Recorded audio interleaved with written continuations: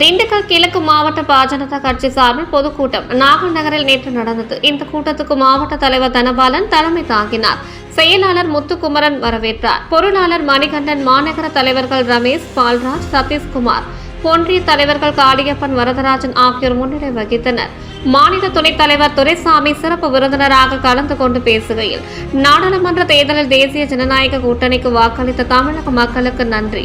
பட்ஜெட்டில் தமிழகத்தை பாஜக புறக்கணித்து விட்டது என்று திமுகவினர் போராட்டம் நடத்துகின்றனர். தேசிய வளர்ச்சி கவுன்சில் கூட்டம் நேற்று முன்தினம் நடந்தது. அதில் மம்தா பானர்ஜி கலந்து கொண்டு மேற்குவங்க மக்களின் உணர்வுகளை கொப்பளித்துவிட்டு சென்றார். அதேபோல் தமிழக முதலமைச்சர் மு.க. ஸ்டாலினும் கலந்து கொண்டு தமிழகம் புறக்கணிக்கப்படுவதாக கூறியிருக்கலாமே, ஆனால் அங்கு அவர் செல்லவில்லை. அவருடைய மகனையும் அனுப்பவில்லை. ஏன் அமைச்சர்களை கூட அனுப்பவில்லை?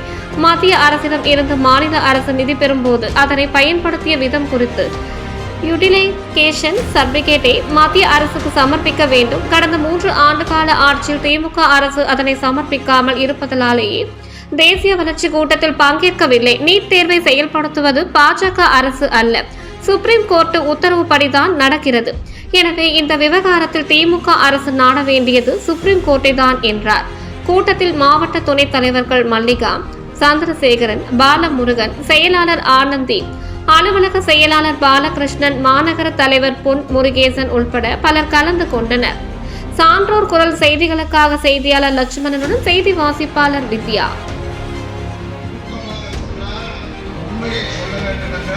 மூத்த மகனை விட 2 வயது இளைஞர் என்றாலும் அண்ணாமலை அவர்களை நான் எங்களுக்கு பிதாமகன் அண்ணாமலை என்பதை தான் நமது கூட்டத்தினுடைய தலைவர் அடிக்கடி கோடிட்டு காட்டி சென்றிருக்கின்றார்.